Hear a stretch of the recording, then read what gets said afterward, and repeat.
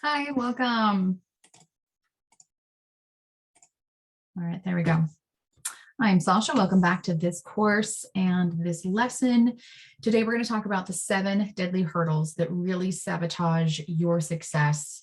And these are really, when I went to make this list, I started with 5 and then I thought, nope, there's a few more.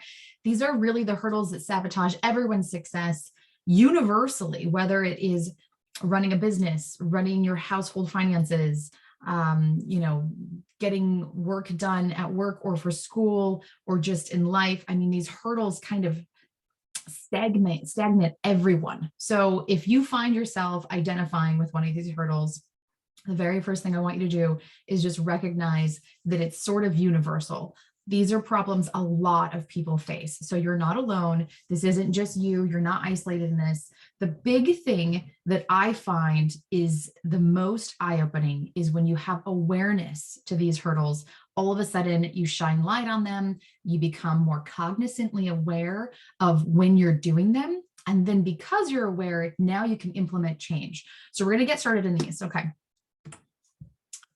So these are the 7 deadly hurdles. When I say deadly, this isn't really truly life and death, but a lot of times when we're trying to accomplish a goal or accomplish any kind of task, and these start to kind of bubble up, it can feel like you just have no energy, no desire to do anything. And it almost feels like the goal you're creating is sort of dying. So I want to emphasize again that these are the hurdles that I personally, when I was doing the research, a lot of information about mindset work and things like that, these come up sort of routinely. So you may have one that's not on this list, or you may find that, hey, most of these I have no problem with. So it's not a big deal. Just kind of work with these. And if you do start to notice them, now that you're aware, go ahead, and that's when you start to make a note and think, okay, this is something I can work on. This is an eye opener. This is good information, not bad. So procrastination, scarcity mindset, imposter syndrome, perfectionism, fear of judgment, attachment to outcome, and lack of perceived immediate results. We're going to go through individually each one. What I want to emphasize is when you do get through these and you kind of like push through or allow yourself to work through them, all of a sudden there is magic at the end of the tunnel, right? There's magic when you actually kind of come on the other side. So these are really what I find when you do release these and you actually kind of have your breakthrough moments. Brainstorming gets easier. Ideas flow more naturally instead of forcing ideas or trying to come up with something that's really brilliant. You're just like, aha, this is a good idea. And your confidence in those ideas also come naturally. Inspiration strikes constantly. Your vision of what you want to do becomes clearer. So if you're not quite sure where you want to end up, it can make getting there very challenging. But if you allow these 7 to kind of subside and just kind of settle, all of a sudden your vision becomes very clear, which makes every other decision you make super easy to create and find out if it's going to actually help your goal and aid you in getting that accomplished or become sort of obsolete and really not helpful at all. You get more motivated, which is wonderful. So more energy naturally goes towards creating your goals.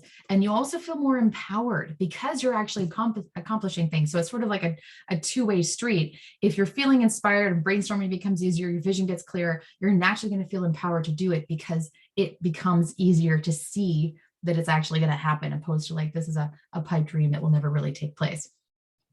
Your industry innovation can actually be sparked also. So there's a lot of people who get stuck in this mindset where they think, oh, someone's already doing that or that already exists. Yes, but in your industry, there are little nuances that can be improved, altered, changed, totally reformulated. And all of a sudden, it's just this innovation for that industry, opposed to like, well, we've always done it this way, so we'll just kind of continue mentality. And teamwork becomes easier.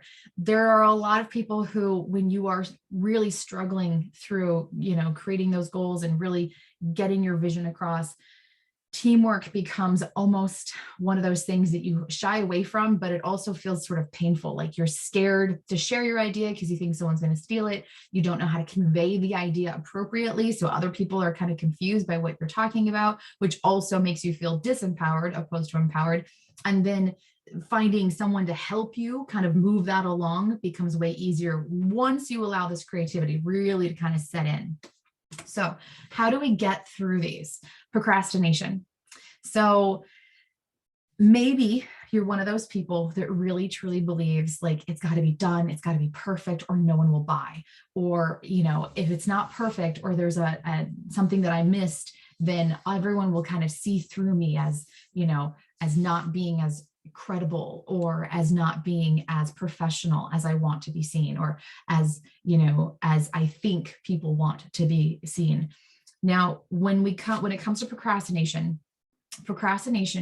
usually doesn't really have anything to do with motivation. It has everything to do with sort of a fear-based mindset of, if I procrastinate, I won't actually have to do it, which obviously makes sense, right? But what really happens with procrastination? You still have to do that thing, right? If you're procrastinating and not leaving and not heading out the door, you're just going to be late. It sabotages you, right? So what can we do to work around this? And I love this cute little picture because it's one of those things where you're like hem and haw, and you're like, I just can't get going. I just don't want to get going. So I like to take the mentality of done is better than perfect. And when I adopted that into my business practices, it was amazing because it took the weight or the pressure of getting it right the first time totally off of my shoulders, and just was like, well, it's done. You can perfect it later. And realistically, no one really has a way to see the future. You may find that through the process of creating the thing that you were procrastinating on, it actually becomes better. So instead of being stuck, we've got people in the background. So instead of being stuck, now you have a finished product. Now, once you get people seeing that finished product, all of a sudden, what happens is that you actually get feedback. And the feedback is really the goal that drives you moving forward. Instead of making it perfect, because there's no way you would have known what it would be like if it was finished. And is it perfect? Is it perfect for everyone? Maybe not. But through that feedback, now you can really perfect and hone in the key elements and points that you wanted to make. Scarcity mindset. Scarcity mindset is really interesting because it stems from the consciousness of there's not enough. And realistically, in the world of running a business, there's always going to be someone who's interested in something. There's always going to be more. There's always going to be something new. So the scarcity mindset is really this thought process that there's a finite, number of what, let's say, just units available. And I love the example I read one time where, think of a CD. In the past, we had a CD and there was a number of CDs that were made. So perhaps you were maybe a kid and you didn't get something, or maybe they ran out of something, and that scarcity mindset set in. But realistically, if you're creating something, you can always create more. If you think of it more of like an online product, where if you make one thing, it's not just one thing that's available. If you make that one thing, 900 of that one thing can be available. 10 million of that one thing can be available. So if you start to train your brain that there isn't a lack of something, there isn't a lack of clients, there isn't a lack of time, there isn't a lack of information, but that it's always readily available, then you can start to kind of catch yourself in these moments where you start to create this fear-based scarcity. And then ask yourself, is this really a true fear? Am I really afraid of something running out or not being able to provide enough of that thing? Or is this something that I'm sort of manifesting in my head because there's always more to come? So kind of ask yourself that question. The next one is imposter syndrome. And this will always, kind of ebb and flow depending upon your business journey or what you're doing. Imposter syndrome is the concept that you're going to be called out as a liar or a phony or a fraud. And this is something that I felt in my business at various times. And I always have to remind myself, I know what I'm talking about. I know what I'm doing. But realistically, no one ever really does that. The weird people that might do that on like a social media troll or whatnot, remember, it's not about you, it's about them. So whatever they are commenting on really has everything to do with their own internal struggle and really nothing to do with you. So the thing is if you really are lacking a skill, you can always find information or take some classes, take some sources to get better attuned at that particular skill. But the imposter syndrome really has absolutely nothing to do with skill set, nothing to do with knowing something really, really well. It has everything to do with the mindset of feeling like no one's going to take you seriously.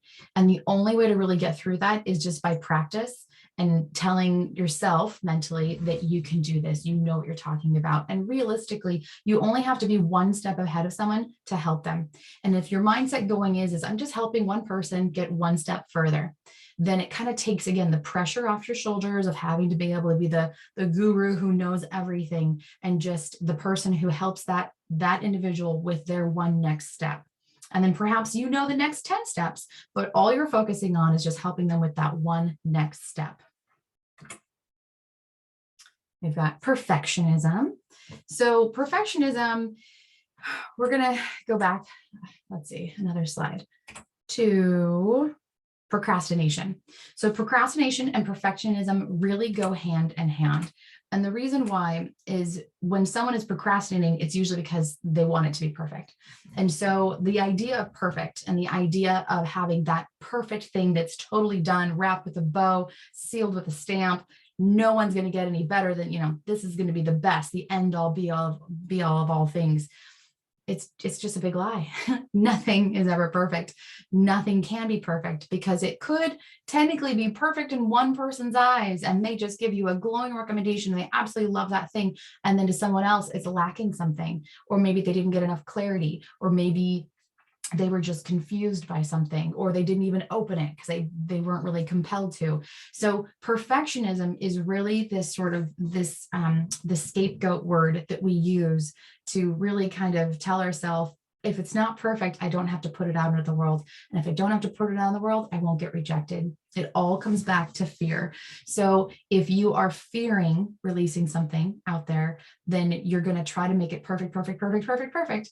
If you, again, take that mindset of, let's say, I'm going to grow, I'm going to constantly expand. This will always be changing. This is a living business, a living document, a living experience, which means it's always adapting and shifting and getting better.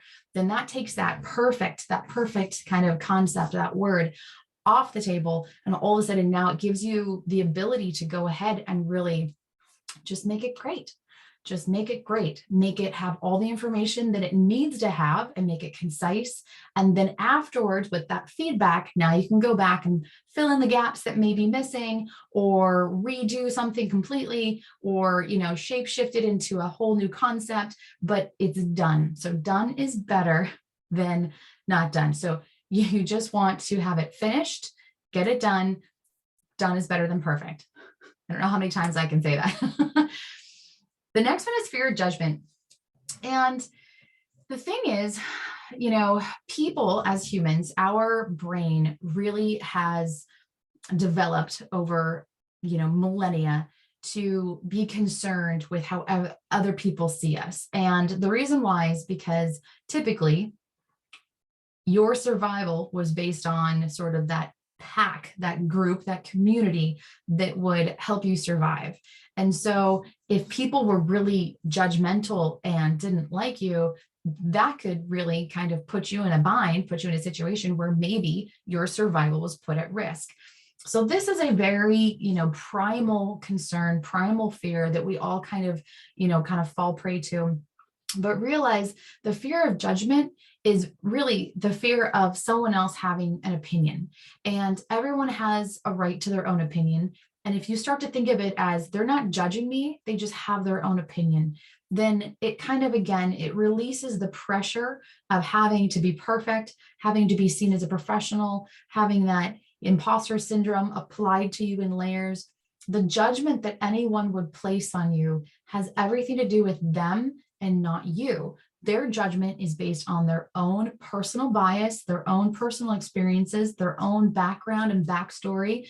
And maybe they just have to have kind of a different shapeshift mindset to see things your way, and they're not ready for it yet. And that's fine. And so in business and in projects and things like that, I always like to kind of take the mentality that I'm making this for one person, right? Maybe everyone will love it, but I'm really kind of making or creating this for one individual, or I'm helping one individual, or I'm going to do this service for this one particular unique individual. And that's typically what we would in business consider our, ideal client. But the thing is obviously that's going to kind of carry over and blend into a bigger audience. But if you just think about it as, I'm not for everyone, then the fear of being judged kind of starts to dissipate, kind of takes again the pressure off. So instead of, and I wrote down here, commonly confused with fear of failure. Most of the time, what I find when people are actually saying their fear of failing is stopping them from doing something, or I don't want to fail, it's really not the failure, because as people, you have failed a million times. Like literally, when you were learning how to walk as a child, you kept failing, you kept failing, you kept failing. And then all of a sudden, your internal gyroscope took over, and then you succeeded in walking. And you've been doing those little steps like that constantly your whole life. So as humans, we really don't have a true fear of failure. Failure would stop us from walking the first time, and we would all be, sort of like slug worms, like inching along. So the fear of failure is sort of, in my mind, a false label that we apply on things. We can say, oh, I'm kind of fearful, or that scares me, or what. Not true. But it's really not the fear of failure. It's a fear of judgment. Because if you fail and people judge you about it, that is scarier because now you have eyes on you, noticing your failure, noticing your screw up. And so people don't like that kind of feeling when people are judging them based on something they've done. But realistically, no one in their right mind who has tried to overcome something and succeeded or grown anything of substance, or created any kind of like business or service or big milestone in their life, they would never look at someone who's trying and judge them for being, silly for trying. Those are the individuals who help kind of bolster you up. So if someone is judging, right, so you actually get attacked with some judgment, know that those people, and this kind of goes to strangers first, strangers are usually judging because they don't have the moxie to do it themselves. So they're really not judging you, they're judging themselves. So just realize that. And number two, family. Family typically will be judgmental, especially when you're starting out something new, just because they don't want you to fail. But again, it has nothing directly to do with you. They may love you, they may be concerned that it won't be successful, but it's their fear, their actual, their own emotion about how that would be perceived onto them. So how your success is perceived onto them, that they're actually fearing. It has nothing to do with you. So if you can kind of take those layers off and realize, okay, these individuals are judging themselves through my actions, what I'm doing, but it's light, it's giving them sort of shining light on something that they're concerned about that has nothing to do with you. And also realize that this fear of failure, basically, in the long run, would you rather have, jumped in and tried and screwed up and failed and then finally succeeded down the road, or regret constantly never have trying because you were worried that people were going to kind of judge you on it? So kind of take that into consideration. And then as you're going through everything, really make sure that when you do become aware of these moments, think of the thought that is happening as these emotions come up, because the thought just before these emotions come up is what's giving rise to the feeling that you're feeling. Feelings are just active emotions, just active thoughts that can go ahead and give you sort of that pressure, and your brain can decide, is this going to be a fear-based response, or is this going to be an enthusiastic-based response? Your brain doesn't know the difference between either stress. Something very exciting can be seen as stressful. Something very scary can be seen as stressful. So you, with your prefrontal cortex, your gray matter brain, the higher thinking cognitive brain, can now have the control to assess, what, my fear of judgment is there. I know that I could fail, but that's not a big deal because I failed before and I'm still here, and how am I going to respond to this situation? Am I going to respond with a fear-based, and kind of go and hide? Or am I going to respond saying, thank you, brain, for bringing that to my attention. Now I'm going to go ahead and continue on. Or maybe I'll tweak some things because this would actually be not necessarily a safer path, but a more well-rounded, well-researched path that makes you feel good going forward. So just kind of put that in your mind and let that interplay take out a little, or kind of like play out a little bit as you go through those situations. Attachment to outcome. This is really interesting because I think as business owners, especially, we hope that something would work out. We have a lot of energy and time, sometimes money, sometimes other people's money, is really invested into the outcome or the end result. And I think being attached, and I found in my experience with business, being attached to the outcome prevents it from maturing, prevents it from being able to adapt to the situation. And for example, in my business, the way I started, what was actually in, my whole business plan was a very different looking business to what it evolved into. And so if I had been really stuck on the outcome of this is how it has to look, it would never have developed. And so when you are really getting, sort of tunnel visioned, right? There's a certain amount of like tunnel vision that has to happen in order to just get the activities finished so that you can have a functioning product. But at the same time, allow for sort of like a tunnel vision and then expansive, like overall big picture, and then tunnel vision, expansive big picture. Because when you go and do the expansive big picture, you're going to start to notice like, well, gosh, this isn't working out really well. What's the struggle here? What's the resistance? Let's try it this way. Oh, look, now it works. Or nope, let's go back to the original plan, or let's still shapeshift it some more. When you do that, and you have these moments where you do tunnel vision, get a lot done, and then how is it working out? All of a sudden, you get to see sort of like the future of that business. You get to see how it's going to kind of play out and start to like really forecast, is this working out well or is it not? So I'm kind of being vague here, but realistically, your business, as you run a business or have a service or product or whatever it is that you end up doing, this particular scenario will constantly play out, especially if you are hosting something and no one shows up, or if you are launching something and only 1 or 2 people buy, if you're going for like that lofty goal of like, I want a 100K launch or something like that, and you make 4K, it's still made money. That's great.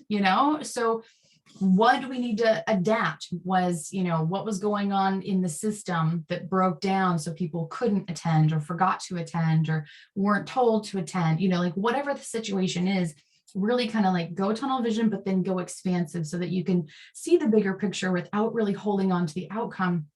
Many times in business, when I've been able to do this, things that were actually going to be smaller projects ended up being much larger projects and actually brought in more revenue because I didn't get stuck on the outcome. So you can also do this in reverse, where you get stuck on a small outcome. I just want to launch something small, or I want to do something small.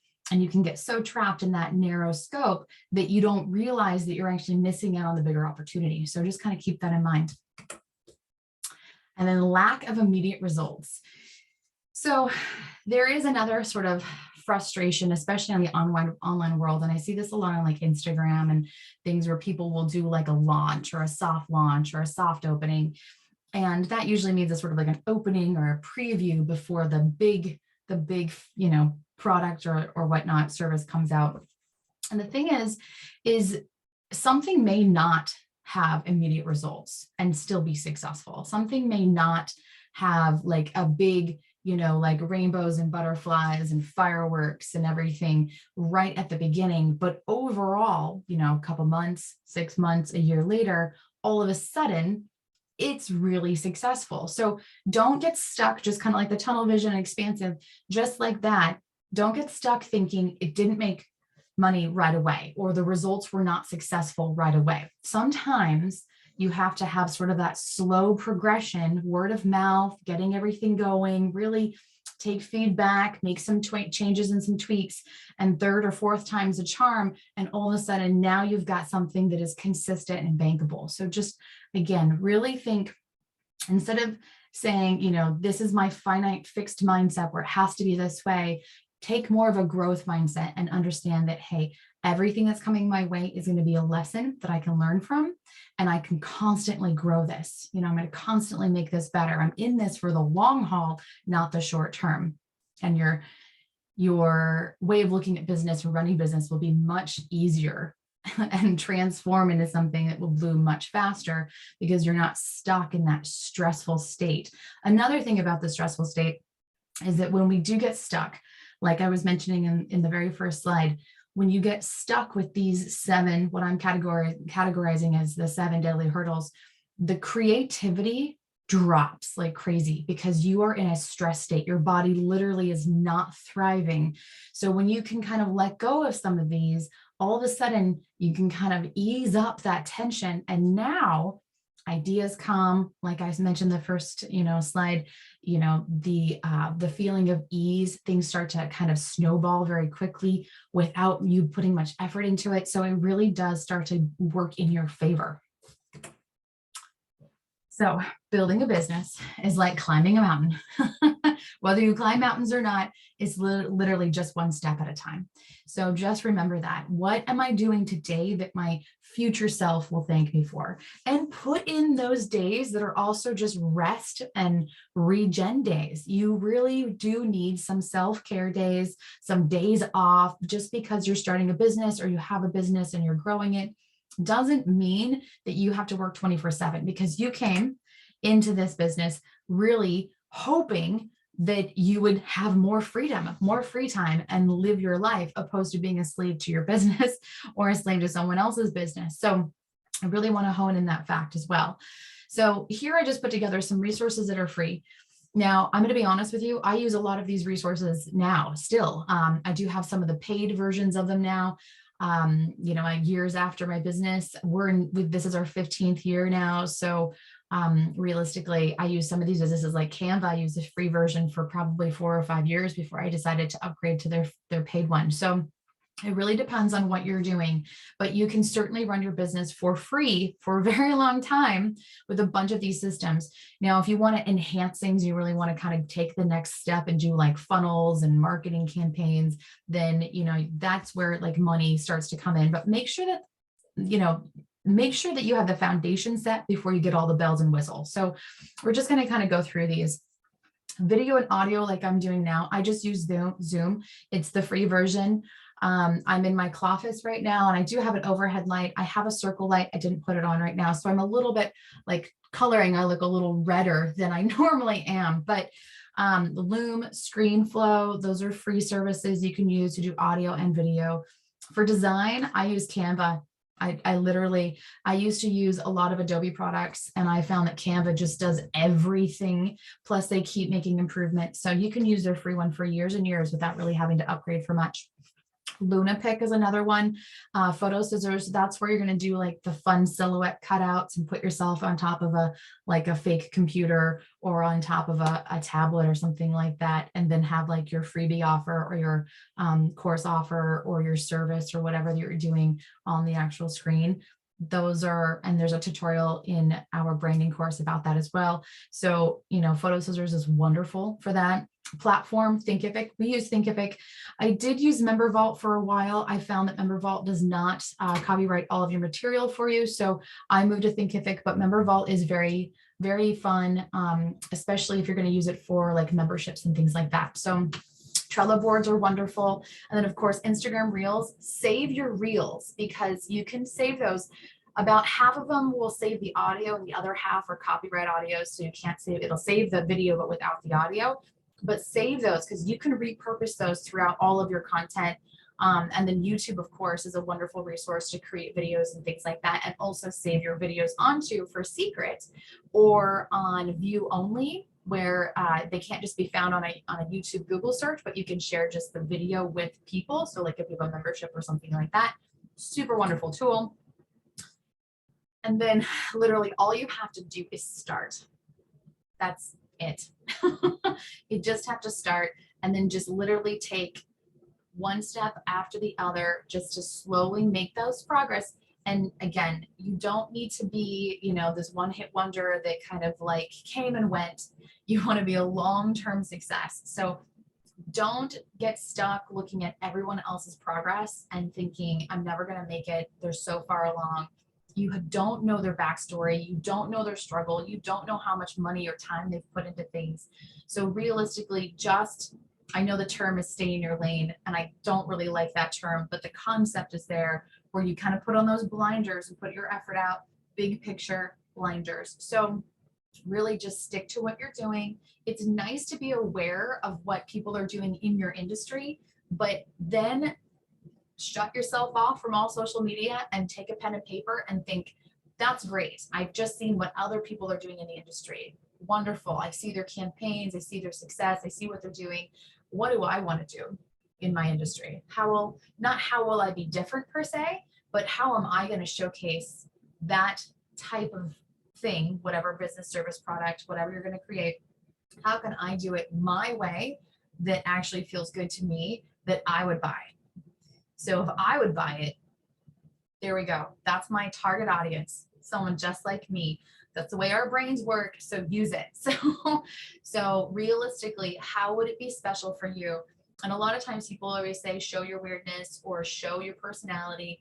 And that's, again, we get really concerned as humans about that judgment. If I show my true colors, will people get scared off and not like me? Realistically, you were talking to one person. That person is your best friend, just like you. That's who you're selling to. And all you have to do is start telling them about it. And it will start to, kind of shift like clay or like Play-Doh into that perfect thing that our brains want. And in reality, we're actually constantly adapting it, constantly letting it live as a living entity all by itself so it can take shape. And all you do is present. All you do is just present the idea, present the service, present the concept, and go from there. Oh, and let's see, at the bottom here, I do have a little note that I wanted to kind of touch on. Your ROI, so your return on investment. There's so many things as business owners that we can throw our energy and our focus and our attention on. And really, especially in the beginning, but truly for any business, if you're going to go for the long haul and run a business for a long time, you want to be focusing on your high return on investment things. These are things that actually bring you money. So if writing a blog doesn't bring you money, stop doing it, or just pause doing it. If making videos is not bringing you money, pause doing it. There are a lot of things in my business that I would do for short phases. So I do like a 30-day challenge on myself where I'd make literally 30 videos applicable to my business. And then after 30 days, I was done making videos and I just uploaded one every single day. It was a ton of work. I did it for 1 month and those videos have lasted. I put them on YouTube. Those videos have lasted for years and years and years for me. And then I trickle some new ones in every once in a while, but I really don't put a lot of emphasis on video because they don't bring me money. They do help give my clients more information, they get to know me factor, the likability, sort of that extra free asset that they can, enjoy, but it doesn't bring me revenue. So my focus is on revenue producing tasks. Now, that being said, all of us, whether you're going through the service or going to do online, you're going to do physical service to people in your local area, if you're starting this business, you have to remember that it's for profit. You're not a nonprofit business, you're a for-profit business. So there's nothing sleazy about getting paid for your time, getting paid for your expertise. And so the reality here is that even if you think, gosh, who's going to listen to me? What am I doing this for? What's the point? Right? You still deserve to get paid. You would never go to work for someone else for free for weeks or months on end. So you do need to make sure that you're getting paid. And so focusing on those high revenue tasks first, while money comes in, you can always have a give back program or a scholarship program or just your freebie stuff or your community page where you post a lot of free stuff later. Okay, you want to work on your paid offers first. And that's the end of the slides. So I hope this has been informative and helpful. Really, I want to emphasize one last point. As you're going through all of this stuff, if you take any notes, remember to go back and look at your notes because there's so much information. Sometimes the brain gets overwhelmed. But realistically, what I want you to do is just when these 7 things come up, or if you have another one that wasn't mentioned, literally just write it down and think of the thought you had just before it. What is this thought trying to convey to me? What is it trying to tell me? How is this feeling going to help me in learning and understanding what's going on? And then not being stuck, just allowing it to come, allowing it to go, thanking it for its time and the lesson, and then putting that information to good use. If you had a team member that was there literally just to tell you doom and gloom worst case scenarios, and you paid that person to do that, you'd be like, great, you brought me all this data. Now, what am I to do with the data? Okay, now let's put it into some kind of lesson and then, implement that if necessary. So use it as a, like just a paid intern or unpaid intern of your own emotional state. So thank you so much for that information. I'm going to take this information, glean the lesson off of it, and then you can go back to just, hanging out and waiting till we've got the next task. I hope this makes sense, and I'll see you in the next course lesson.